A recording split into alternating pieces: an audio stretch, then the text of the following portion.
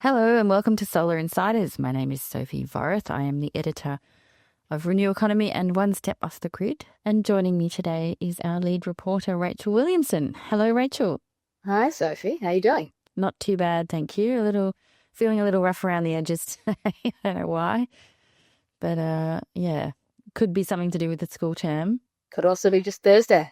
Could be just Thursday. Yeah, I'm not sure. You know how you just get that thing. It's been a massive week. That could be also it. It's a huge week for energy and for consumer energy in particular, with the launch of the federal government's cheaper home battery scheme. So that will be a big topic for discussion today, for a bit after the interview. And for the interview this week, we are speaking to Rob Amphlett Lewis, who is the Group Executive of Distributed Services at Ausgrid. It's always good to chat to the network people. As I've said before, they're not always the most popular people at the party, but they are deeply involved in our energy system and in some ways looking to be even more deeply involved. And it's always great to get their insight and to hear what they are experiencing and how they're managing with the changing landscape of our energy system, in particular consumer energy. So we will hear first from Rob and have a chat afterwards about all other things consumer energy and so on. But first, here is Rob Amphlett Lewis. Rob Amphlett Lewis, welcome to Solar Insiders. Great to be here. Thanks for having me. It's very good to have you. I am going to throw you straight in the deep end because as being part of a distribution network in New South Wales, you are in the thick of it, really, at the moment, right at the edge of where all the reform is and isn't happening. And you've got on one side, you've got the fast train of the battery rebate coming at you. On the other side, you've got all this rooftop solar on the grid, and you've got changing relationships with customers, different retailers coming in offering different things. So I just thought we might start by saying, where is the grid at right now, and what are the sort of the biggest issues that you're facing? Well, I mean, that's a pretty expansive question. I think there's a lot in that. So look, I think just to start with, I don't think there's ever been a time in the energy industry where so much has been changing for the system and for the networks more broadly.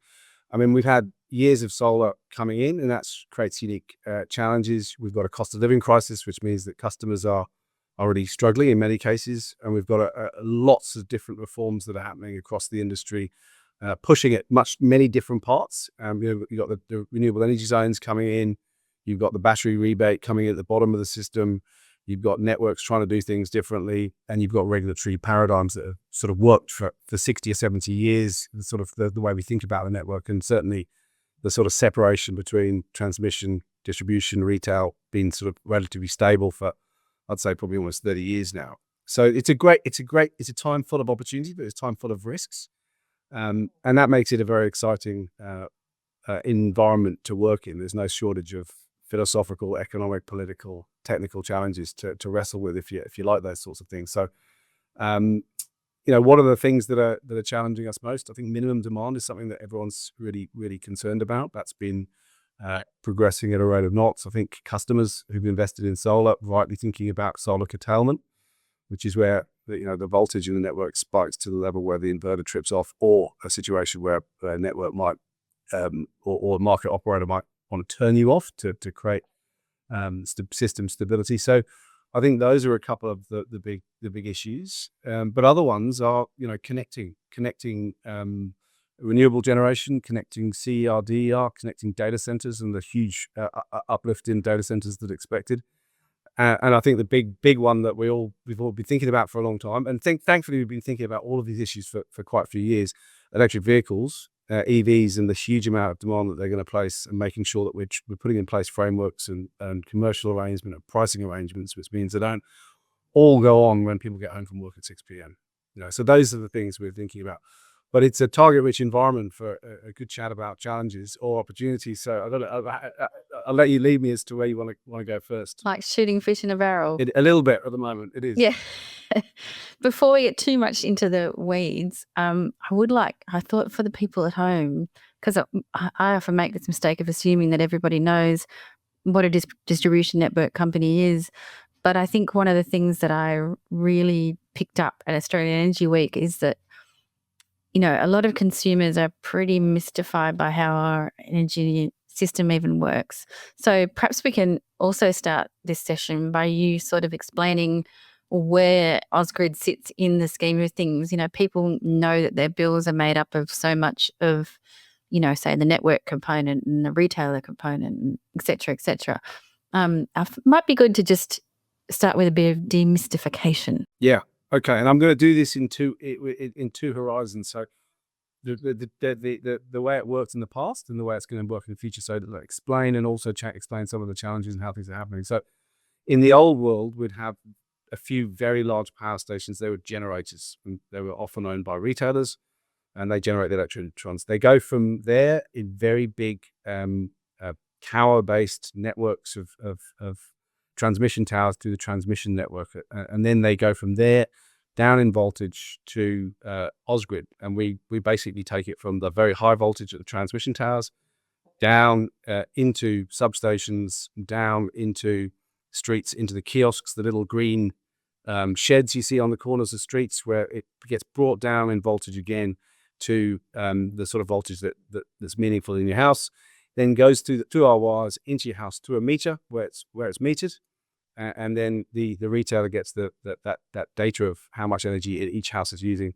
and then they will send you a bill, which is the sum of the parts of the cost it incurred in buying the electrons, the cost the transmission business is allocated to transmitting those electrons, the cost of the network, and then the cost of the retail function. And that's then the total of the customer's bill. So it's the retail function, the distribution, the transmission, and the generation. Now we've got fewer very big power stations, lots of wind farms.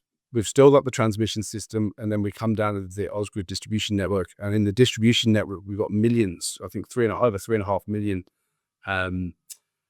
solar PV generators pouring into the network as well, which now means the network that we operate goes in two ways. There'll be flows that come down from the transmission system at some points during the middle of the day, often in the summer and the spring. There'll be flows that go out of the distribution network as well. So effectively, the customer it now has the same relationship with the retailer, but may be offsetting some of their bill with solar exports or self-consumption of solar. But the substance of those four sections, the retail, distribution, transmission, generations, still exist. It's just customers are relying on them in different ways now. And soon, we've got 3.5 million solar PVs. Soon we're going to have many million electric vehicles as well. And soon some of those will be capable of feeding back into the grid as well, which is an opportunity, but again, complexity that our engineers have to manage through. Yeah, absolutely.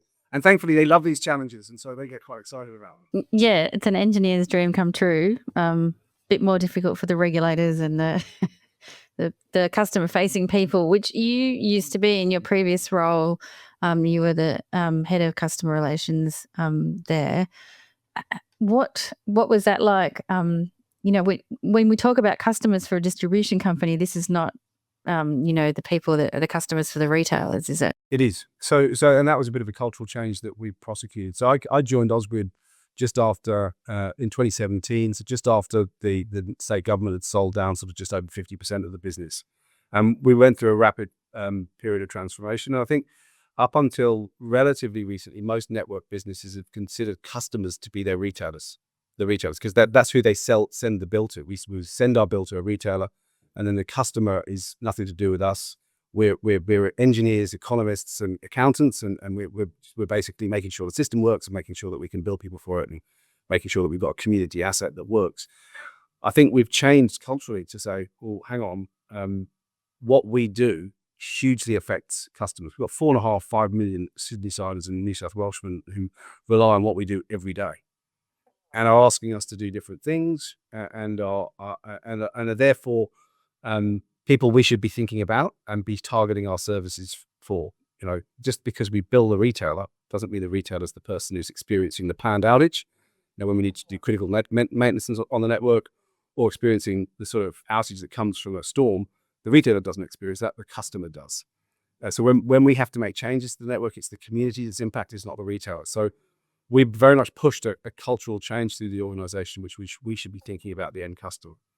So that's really interesting. Yeah, and it's a big change. It's a big change in your mindset and your ethos and the way that you think about how do you plan an outage. Do you give local customers an opportunity to influence when it is?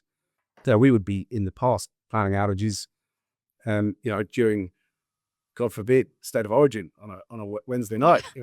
It's God, the local are you pub. crazy? Are you insane? People's minds would blow up at the fact you do this. And the fact we did this is because we weren't thinking about the customer. So we've come a long way. The other thing I think I noticed when I went into that role is customer expectations of any service provision, no matter what it is, have meteorically changed. And we were miles behind where we needed to be. And Ausgrid was probably behind where the rest of the pack was. So we had a long way to go. Just simple things that, and make obvious sense. Sending an SMS to a customer when we know that there's an outage happened to them. So now, previously an outage would happen, people go out and stream to, oh, is it me, or is it something wrong with me, or oh, this is the street, so it's Ausgrid. Then you'd ring up Ausgrid, and there's all sorts of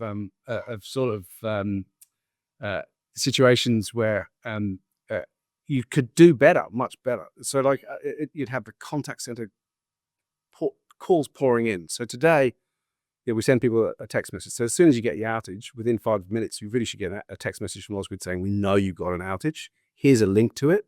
Click on the link. You can discover information about super simple things, which we should have been doing a lot better.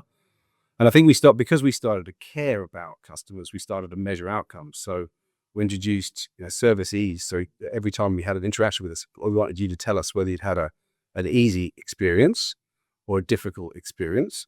And we wanted you to tell us whether we'd resolved your issue or we hadn't resolved your issue. And a lot of the things that were annoying customers were pretty easy to fix once you realized that they were your customer. So it was a big change. I think the other thing that we learned, and I learned, is that once you get customers engaged in discussions about the energy industry, a lot of them are pretty passionate about it. It doesn't take long for them to understand some of the concepts around tariffs, around how we allocate our costs between different customers, about how we think about decisions about investing. Do we invest now or do we defer investment? What sort of investment do we make? People really, really get involved if you invest time in them. We went to some really great customer forums where we invested time in telling them what our issues were and getting them to help us think about them. And that was fantastic. And I think the third thing that was really important for us is I don't think that we were respected or trusted by the regulators or the customers. And that meant that politicians and the community didn't listen to us. And we had a lot to say, and we have a lot to offer. And we talk about the missing middle. When we talk about the transition, we're doing all this stuff at the top end of town.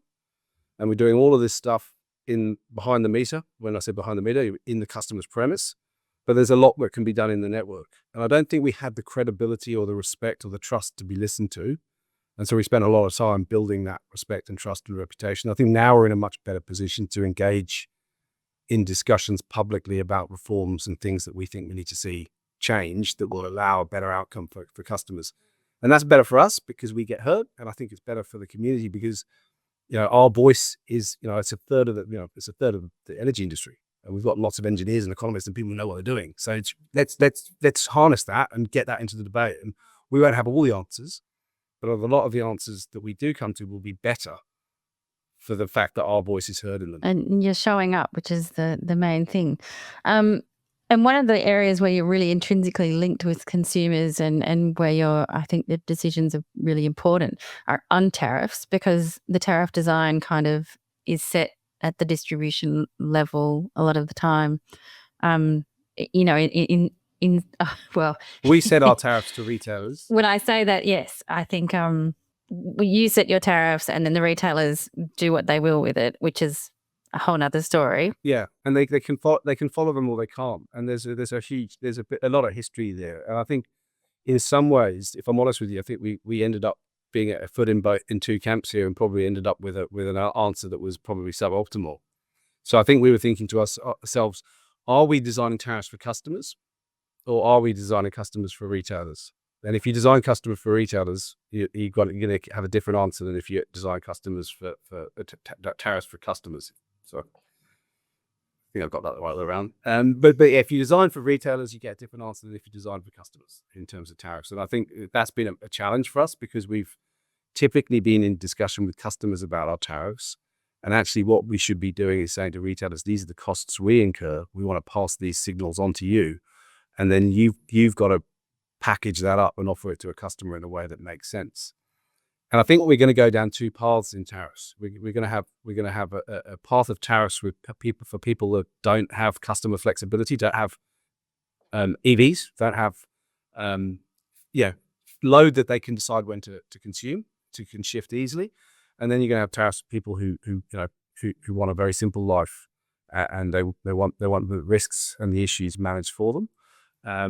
And so I think that's where we're going to go. And we've been thinking about that a lot. We've got our Project Edith, which is probably the most forward-looking and innovative tariff program anywhere in the world. And I'd probably say the galaxy, because probably aren't any other tariffs in any of the other planets, but it's the most forward-looking tariff plan in the galaxy. That's the one you've been doing with Reposit. And now we've extended that. It's now available to many retailers. We've had a number of retailers sign up, and we've got well over 1,000 customers on them now. And they send very specific, sharp price signals, either rewards or costs for either charging or discharging, for lowering or increasing your load.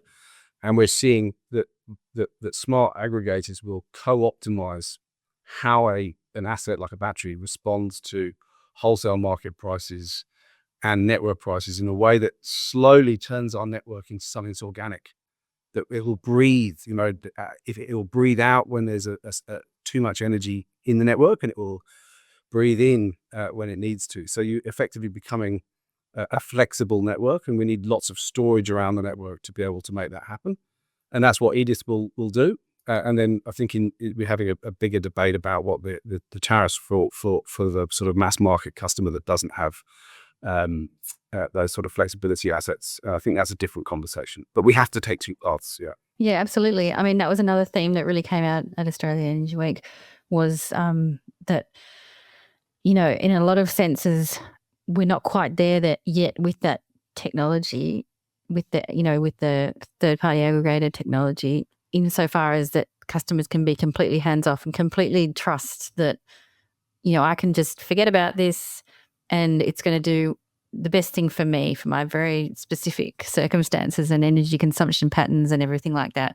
And then on the other hand too, it's all still a bit too complex and murky for people to have that trust, especially if it involves stumping up for things like batteries and solar first, then having the faith to hand that over, that control over, is another sort of leap. But, in an ideal world, it would be, in everyone's interest, as you were saying, to flex with demand and supply, and to send your solar out into the grid when the grid needs it, and then be paid for that, and then use it when it doesn't need it, and avoid electricity. So, but obviously there's a lot of complications and a lot of known unknowns. There is, but I mean, I think the first point about the trust thing is a really important one. I think if you don't have trust, it's really difficult to develop any sort of products or develop the sort of the scale that's going to allow you to be make a meaningful contribution to the transition. We were really focused on our Project Edith trial, that this was going to be the most complicated, dynamic tariff anyone had ever seen. But the retail product that the VPP was going to offer was going to be the simplest product ever. So that is, you buy your own solar and battery, and we'll look after your bill for 5 years. You'll get no bill. You won't have to think about your energy bill for 5 years. And this is the message we were sending to the market, was that, I know everyone whinges about the complexity of network tariffs, but don't be scared about complexity. Complexity can actually be a very positive thing. The energy system is super complex, and it delivers great outcomes.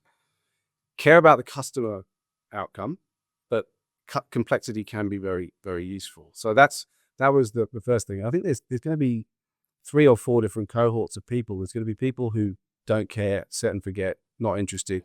There's going to be people who who want to invest in their asset and want to have certainty about what that asset's going to deliver them financially. There's going to be people who want to dynamically, daily get on the little app and sell when prices are high and buy when prices are low. Got the little lights set up around the house to flash on red. Yeah. And it's surprisingly, there's a decent cohort there. I mean, it's not huge, but there's a decent cohort. And I think then there are others who just want to be first mover adopters, and they're going to have the EV, and they're going to have a lot of assets, and there'll be products available to all of these people, depending on whether you want to take ownership of doing it yourself, whether you want to ignore it, whether you want to let someone else do it, or you want to just switch off. We've got to have an energy system that provides an outcome for every one of you. That's the challenge. Yeah. And now it's funny, I think we've been all sort of wishing for some sort of a, federal rebate for batteries. And here it's coming in a matter of days now. And, it's a decent one. It's been well thought through on a lot of levels. There's been a bit of confusion with the sort of state mashups that have happened in New South Wales and in WA. But in all, it seems like it's happening. But I sometimes think, gosh, are we actually ready? We wished for this thing. Have we got all the right things in place that people are going to make the right decisions? That people will be ready to join VPPs. That people will be ready to embrace all of the things that come along with having a solar and a battery system. What's your sense there on your network? Well, look, the answer to that is no. We're not ready to be able to reliably count on these batteries at times we need them to deliver system security and system stability. And there's a lot of challenges around making sure that works. And I think there's a lot of assumptions and potentially heroic assumptions about the contribution that home batteries are going to make to the need for storage, reliable storage in the energy transition. And I think, if we as an industry have got things so wrong that it's cheaper for a customer to provide the solution themselves, and I think that says something. I think this in logic doesn't make a lot of sense, because we know scale is cheaper. And we just look at our community battery program. There's been talk about whether the community is the right name, and I don't know, but we're rolling out 5 megawatt batteries at the moment, and those we know that they're half the price of a home battery. We know that they're SCADA connected and critical infrastructure communications to them, so they will do what we want them to do when we want them to do it. They're not relying on a Wi-Fi network or any complex technology. So that we know that they'll do what we need them to do for the network, and they'll do what they need to do for the wholesale market, and they'll be effective in doing it. And there won't be someone at the other end who's cranky because there's only 10% left in the battery. Spot on. And spot on. And we also know they're more equitable, because frankly, to even with the subsidy, you've got to own your own home. You've probably got to have solar already, so you already got a relatively low bill compared to people who are poorer who can't afford solar or don't own their own home. And so if with our community batteries, they're half the price.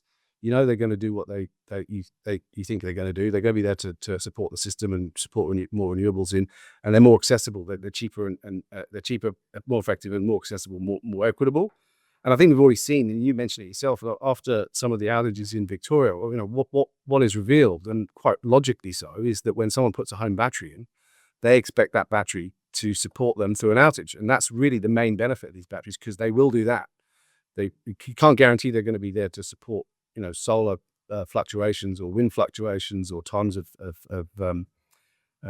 surfeit or too little energy. So for me, that sort of approach where we've seen people remove their batteries from VPPs because they're annoyed that they're empty by the time that the outage happens is a real risk to all of the behind the meter batteries. And I wonder whether we're going to get the value out of them. And I think that was in many ways why this sort of shared battery model, where individuals can sign up and get a virtual partition, and they're getting the financial savings, but that battery's working for the transition.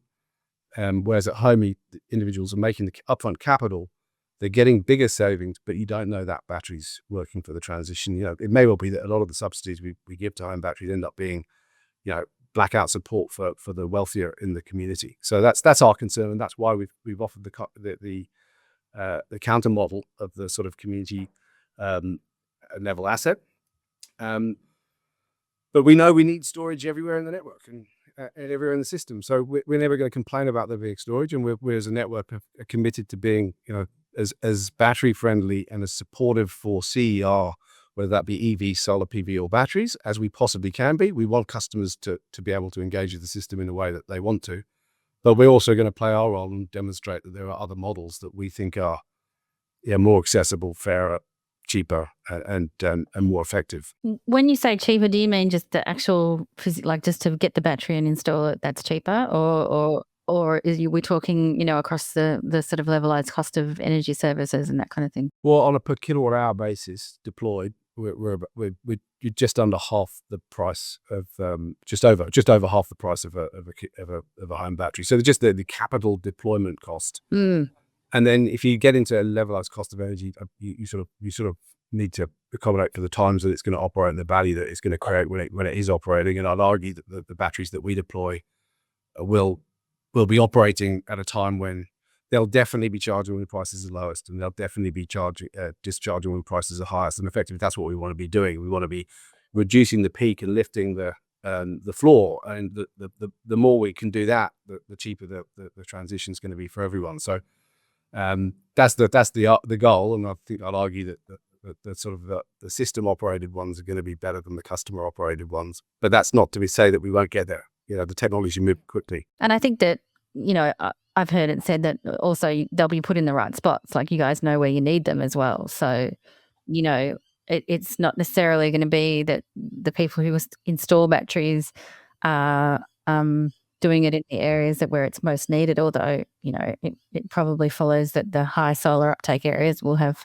a lot of batteries. Yeah, there'll be a good correlation, I think, because I think largely it will be people who've already got solar on there, and often that's in areas where there is a lot of solar, and in areas where there's a lot of solar, you've got those minimum demand issues, and you've got also over voltage issues that create power quality issues for customers, and also create curtailment issues for solar customers themselves. Now, on the subject of tariffs, I'm going to go there and talk about the export tariff, everyone's favorite subject.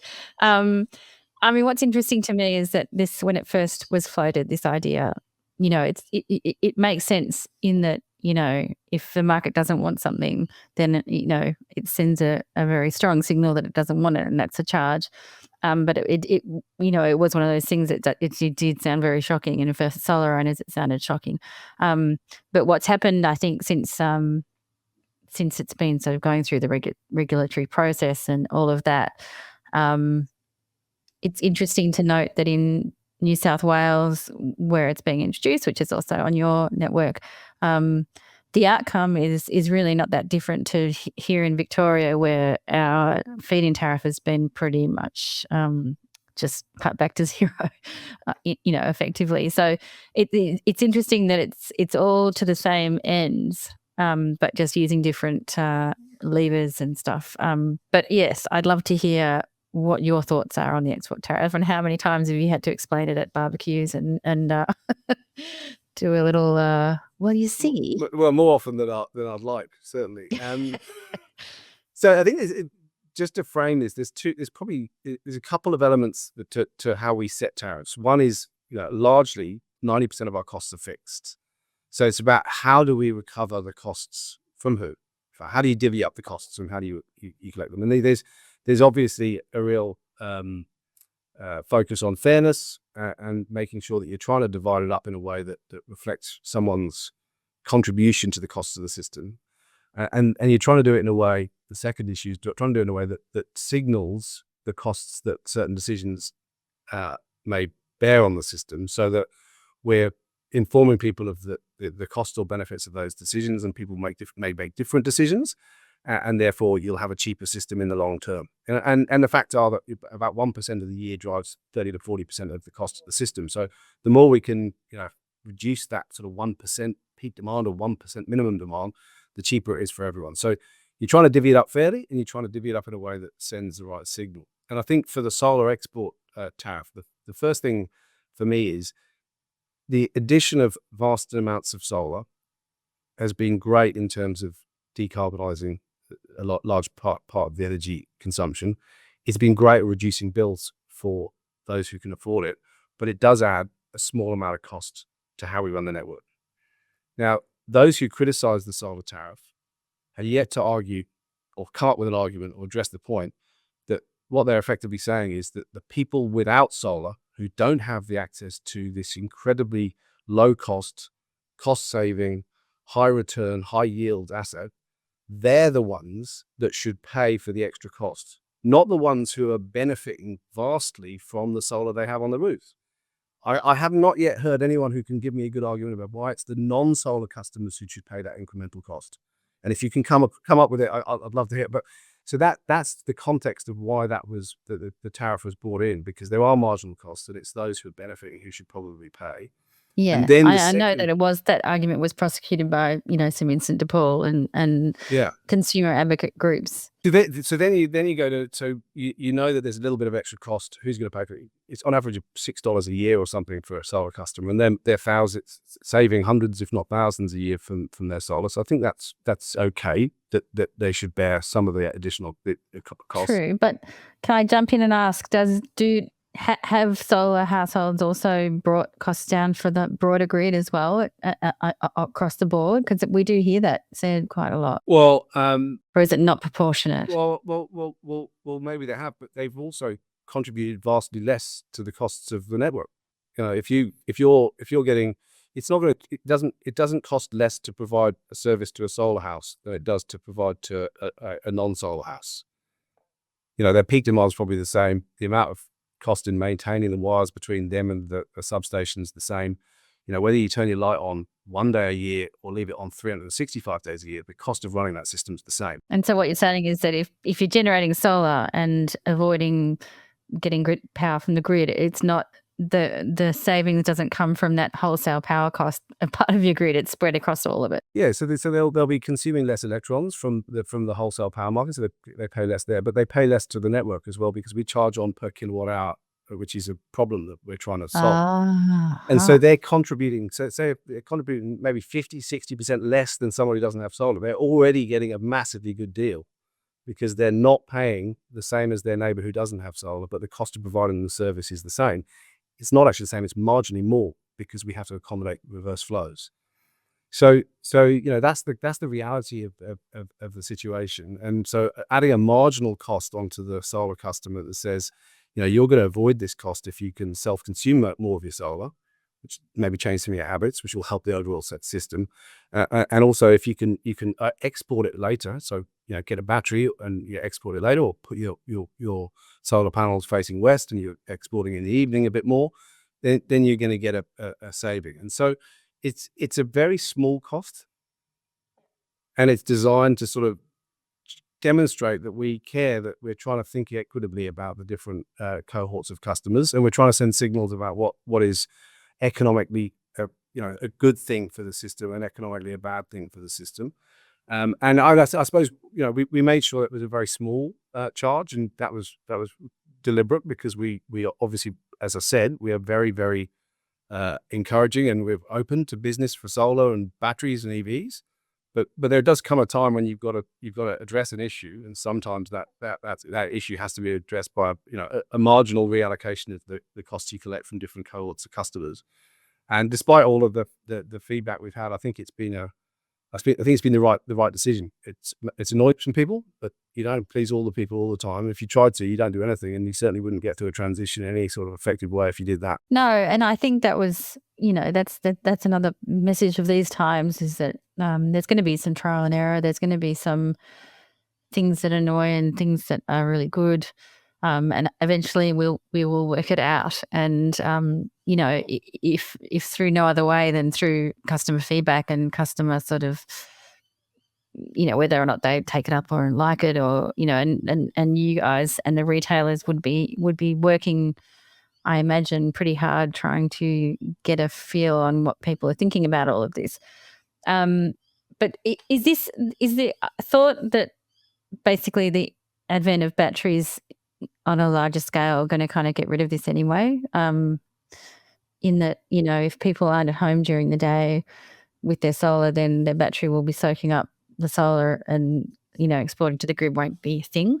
Or is that still a long way off? I think that's a long way away. I mean, most people have a solar, if you've got a 10 kilowatt solar system and it's generating 10 kilowatts per hour, 2 hours of that will fill a 20 kilowatt hour battery, and that's maybe from 10 till midday, and then the rest goes to the grid. So unless you're going to be investing in vast batteries behind the meter, what you'll see, and what we see at the moment, and it's not helpful, is that a home battery without the right price signals will soak up energy between 10 and 12 when there isn't minimum demand. There's not problems in the grid. You don't really want it to do that.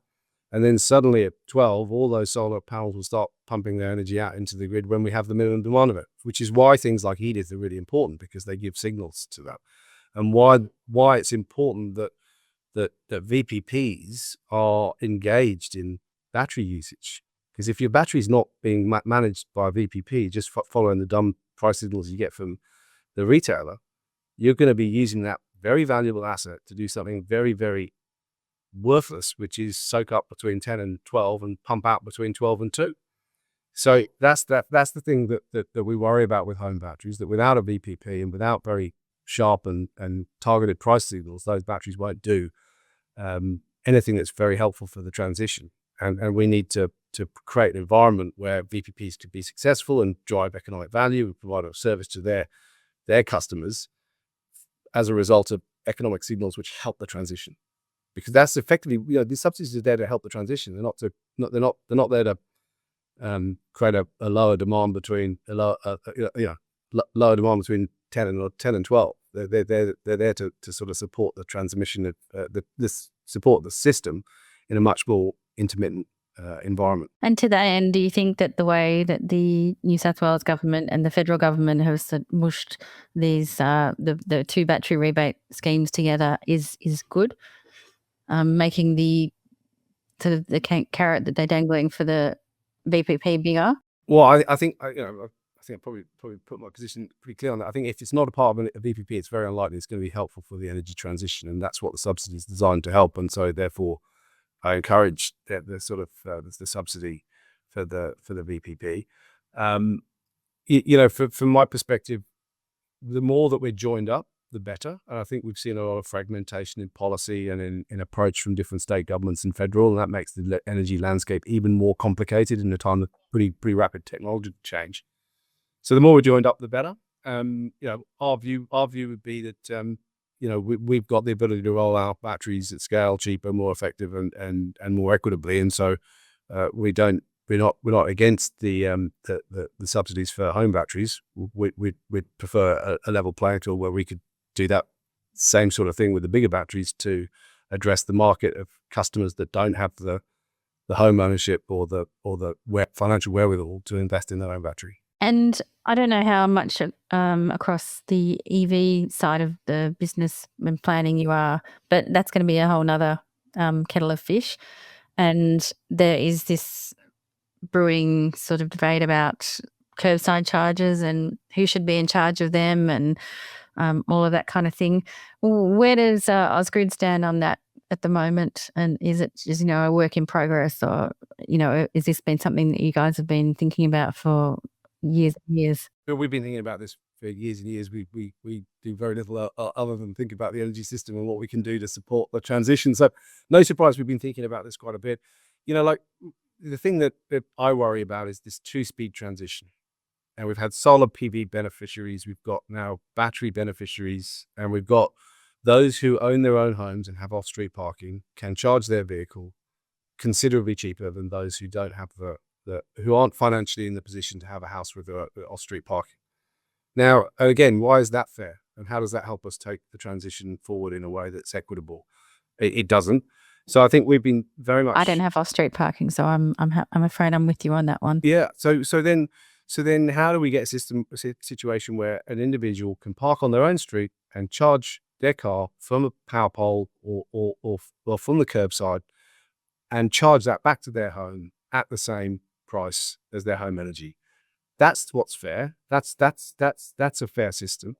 And so I think we're of the view that Ausgrid could roll out a network of chargers in areas where there isn't off-street parking and there's a need, and have any retailer or any charge point operator sell through that particular unit. So we wouldn't be selling any of the energy. We'd just be providing effectively the plug socket and the technology that allow anyone to charge their vehicle through any charge point operator or retailer of their choice. We wouldn't be looking to do that in destination charging. We wouldn't be looking to do that in fast charging or on the roads. That's not our business. But in the curbside, when we're looking to do trickle charging, that overnight charging, the sort of charging you do at home, I think we've got a real public policy issue about why it is that those who are generally in the more poorer areas, and not always, it's a vast generalization, but high density. High density. Why are they left behind again? Why can't they can't have access to solar? They can't have access to home battery grant, and then now they've got to charge their vehicle at a higher price than otherwise as a result of us not being able to roll that out. And people are really, really annoyed, quite rightly, about the fact that when you go to an electric vehicle charger curbside, whether it's working or not is a bit of a lottery. Now, we run the streetlights around Sydney, and when a streetlight fails, we've got very strict contractual obligations about how quickly we go and replace that, or how quickly we fix it. Why wouldn't we have the same model for EV charging? Why wouldn't we make it equitable and effective and reliable, so that people, when they do come to their next electric vehicle, when they do come to the next vehicle purchase, they've got the confidence to make it an electric vehicle. And the more electric vehicles we get onto the system, the more the network utilization rises, the more electrons are being consumed, the lower the average cost per electron. So our estimation is by 2030, maybe 2032, that the extra load on our network will reduce power prices to the average cost per customer by $18. Now, if we were to roll out a network of EV chargers, that costs us $1.60. So that's effectively $1.60 bet to ensure that load comes to reduce costs for everyone. So that's why we're having the debate with the regulator. We're not allowed to do that at the moment. Ring fencing precludes us from doing it. And we are 100% compliant with ring fencing, but we're also proud enough and confident enough and open enough to stand up and say, hang on, I think there's something we could do differently and better now. And if people don't agree, that's fine. But we're going to open the debate, and we're going to have a chat about it and have the discussion. It's really, really interesting. I'm going to wrap it up because I can see that I'm becoming darker and darker here in my studio in Melbourne because the sun is literally going down. But I like to always finish on a bit of a personal note. And if you don't want to answer these questions, we can cleverly edit it out. But what does somebody who works at a network company? What's your home setup? Do you have an EV? Do you have solar? I do have a solar, and I have solar and a battery, and I'm on the original deal with Edith. So it annoys me a little bit because I'm one of the nerds who love to get engaged in the system, but I've set myself up with the super done model where I buy the solar and battery and someone else deals with it for me because I wanted to have the customer experience, but Edith was going to have. So now I look at my battery and I go, it's not a toy. I want to play with my toy, but I'm not allowed to. So that's my setup. And next time. Yeah, next time I'll do it differently. Yeah, you can set up a big control room. All right. Well, Rob, it's been fantastic talking to you, and it's always great to hear from all of the different segments of our energy, our very, very interesting energy system, ecosystem. So, and to just, to hear what's going on at every part. So thank you so much for your time. Absolute pleasure. Great to be with you, and look forward to talking again sometime soon. That was Rob Amphlett Lewis from Ausgrid. So a lot of interesting things to say, some opinions that are bound to be unpopular, including at the very end there on the role of distribution networks in curbside charging. Rachel, you have written about this. Yeah, that one is going to be extremely contentious. It already is. I can see why they want to get into it. It feels on the face of it extremely logical to have the owner of the poles and wires put something on the poles and wires that the public can then use. But, private charging companies are also making extremely good points that the people who are going to be paying for this are everyone, not just EV owners. And the networks and the distribution companies are saying, well, there's market failure here. That's the words that a couple of other distributors are using. It's a market failure here because there's not enough charges. But the charging companies will say, we haven't had enough time. Yeah, and it's not the way to fix it. Yeah, we haven't had enough time based on the number of people who actually need to use these things. Yeah. So, and look, I think Rob kind of pictured it as an equity issue as well, because, in a similar way to the way we know the conversation we've been having about rooftop solar, where not everyone can get it. Some people haven't been able to afford it. Others just logistically can't. Renters, apartment dwellers, etc. The same goes for EV drivers. His argument was, well, why should the people who've got off-street parking and can afford that be the ones who can cheaply charge their EVs overnight, and then everyone else has to basically use fast chargers or find super creative ways of charging their EV. And he has a point there. And, I guess, and look, he did say, he's fully aware not everyone agrees, but it's time to have the discussion, which they are doing, and they're hearing all the arguments. But yeah, it's quite heated, and I love that we're having all these discussions now, because they need to be had. And it doesn't mean that there's right and wrong and whatever, but it's really important to hear all of the sides of the story, I guess, and because it's a huge change. I found it really interesting, the City Power, the CPU argument. This is here in Victoria, yeah. And they are jumping in as well.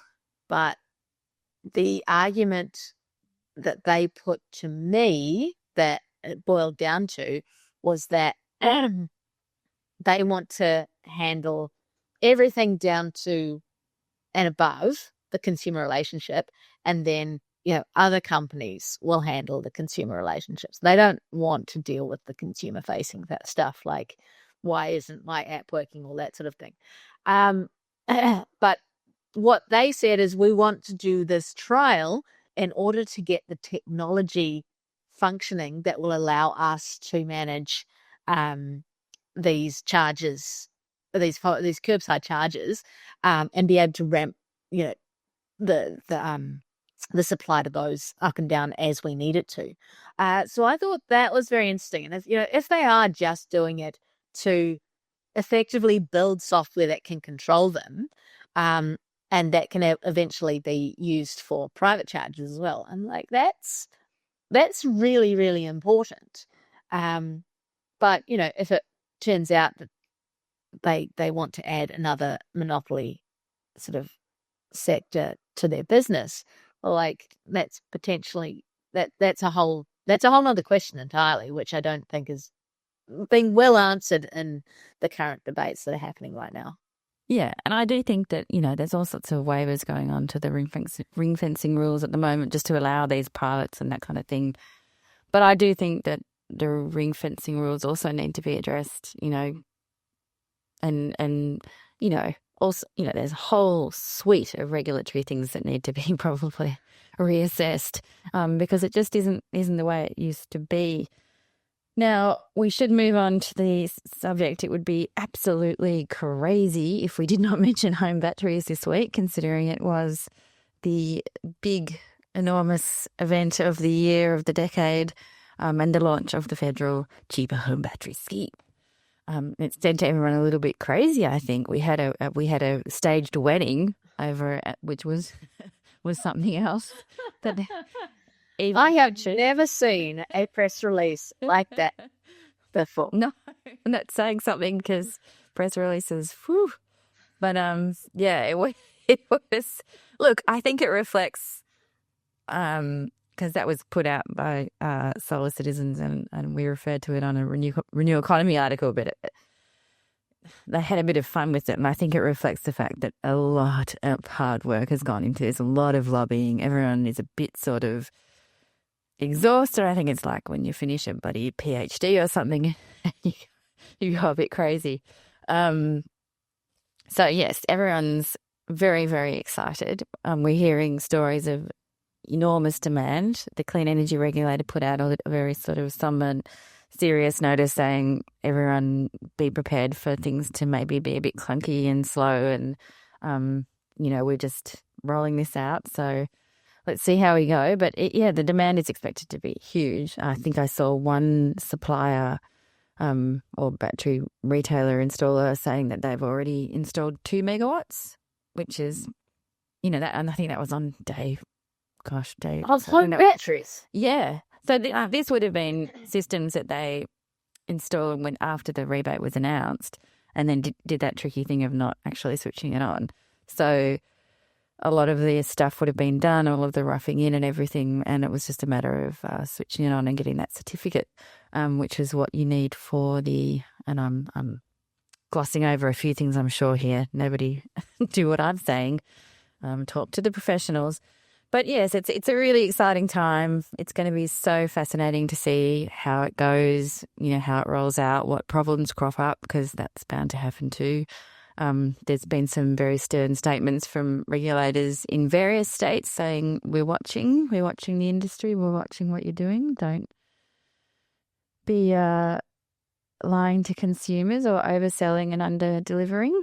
It's going to be very, very interesting, and we'll really try and keep tabs on that, I think. We're going to talk to the Clean Energy Council next week, the Con Hustadilles, who I've spoken to before, just to get a bit of a 1 week in kind of update. But it's pretty exciting. Do you know anyone who's put one in, Rach? I don't know anyone who's put a battery in. I know I have friends who bought a house with a battery already installed, and they sort of were like, this is great. We never pay power bills. Yeah. This house, when or where? When and where? This was probably about 2 to 3 years ago, and this house is fully set up with battery and solar. They don't touch it. They don't have anything to do with it, and it just seems to work fine. So that's fantastic. Yeah, I'm perpetually shocked by the number of places that don't have at least the one. But yeah, I mean, I'll be interested to see. I'll be interested to see, if many people I know actually do this, because I just don't know that many people who seem to be that interested. No, yeah, surprises me. It does. It surprises me too.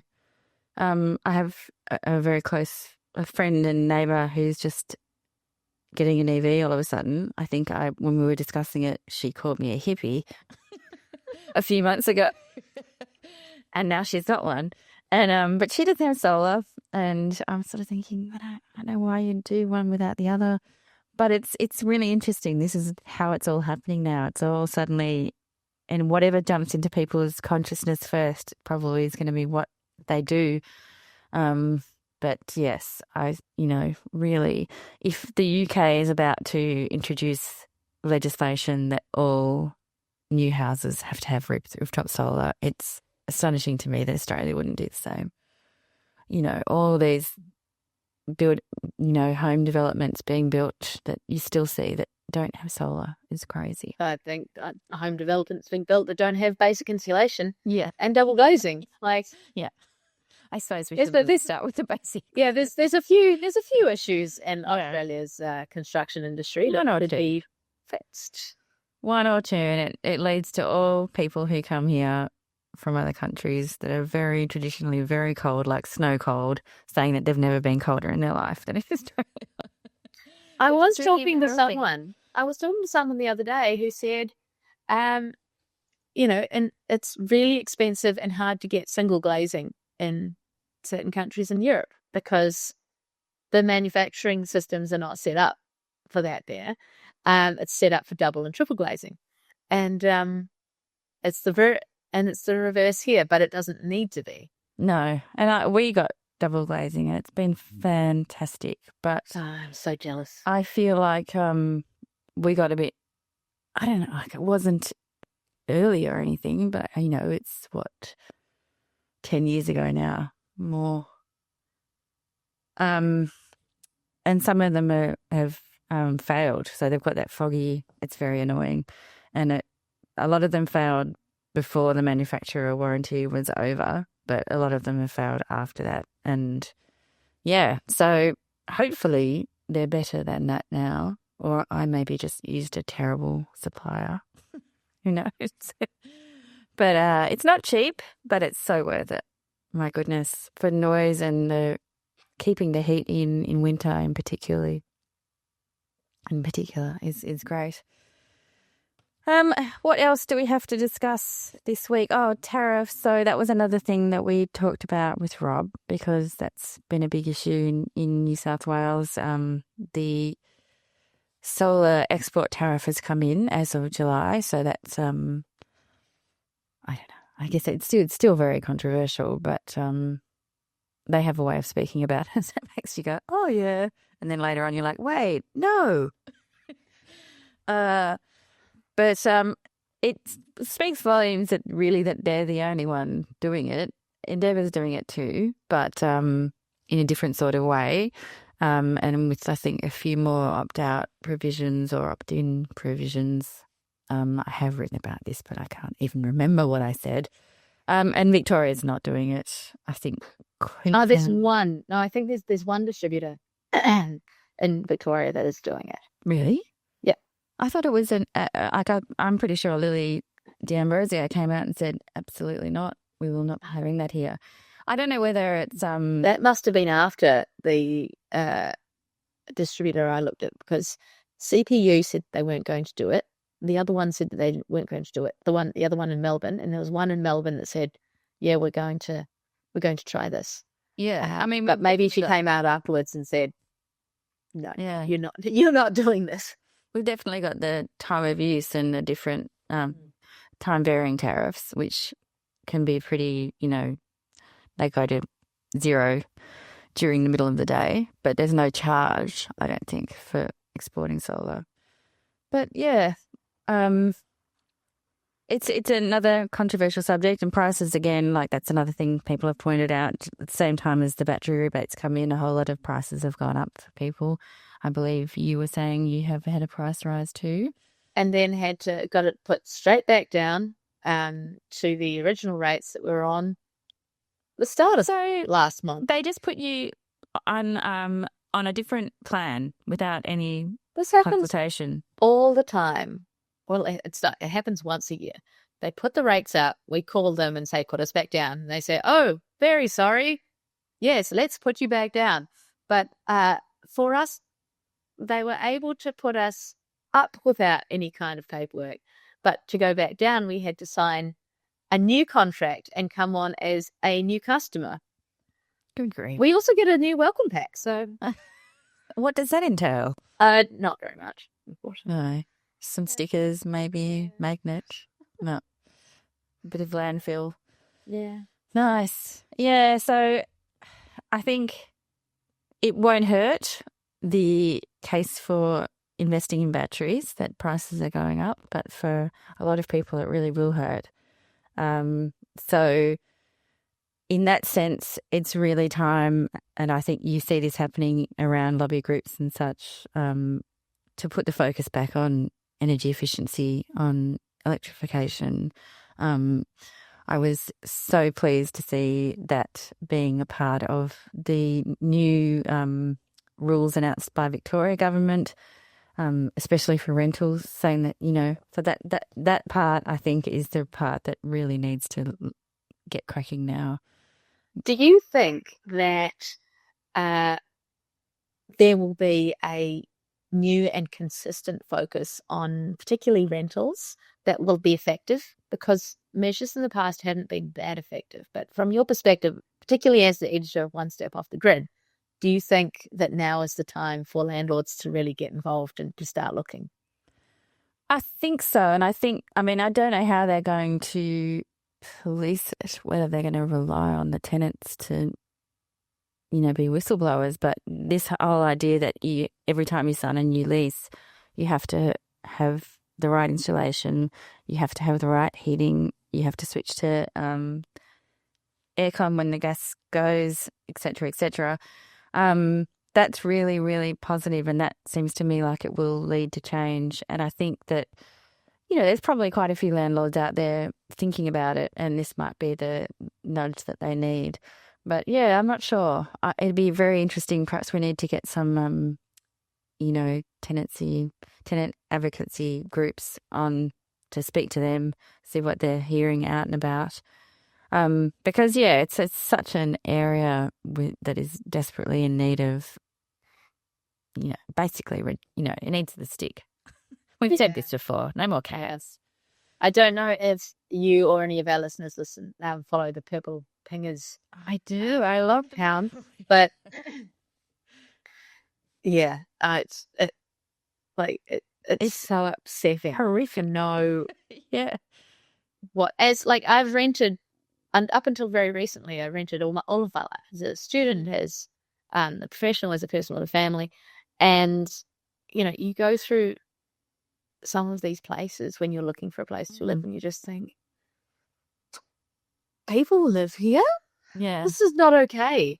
Yeah. And in winter in Melbourne, when you do that, you can actually, you can see the damp activating in the walls, and you can feel the cold, the air, it gets into your bones how cold it is in some of these homes.